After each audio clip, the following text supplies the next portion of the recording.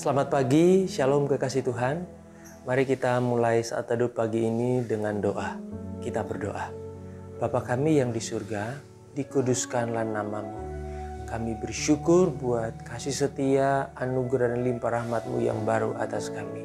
Kami buka hati kami mohon kiranya Bapa memberi kami hati yang baru, roh yang baru, dan memenuhi serta melimpahi kami dengan kekayaan dari firman-Mu. Dalam nama Yesus kami berdoa.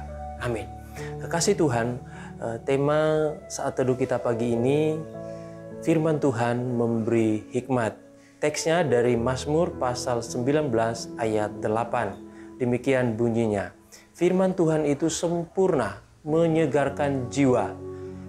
Peraturan Tuhan itu teguh, memberi hikmat bagi mereka yang tidak berpengalaman.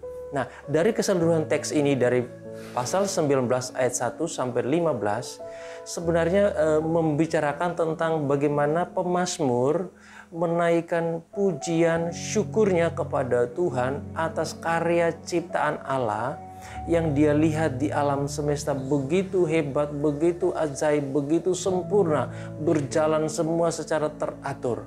Itu dari ayat 1 sampai dengan ayat yang ke-7.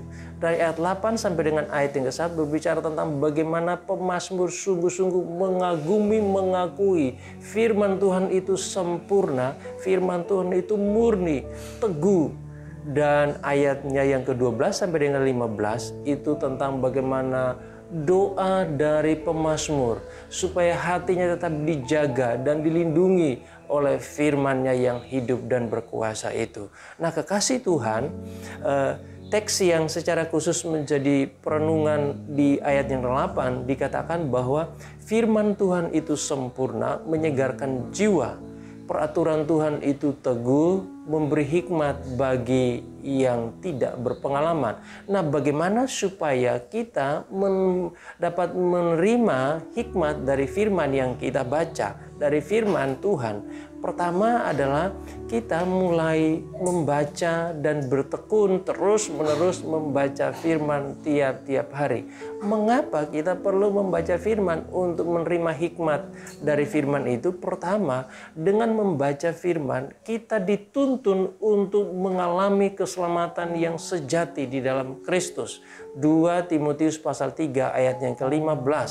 Dan yang kedua, bagaimana supaya firman Tuhan memberi hikmat kepada kita dengan cara membaca adalah firman Tuhan itu memberi terang dan solusi atau jalan keluar bagi pergumulan hidup kita.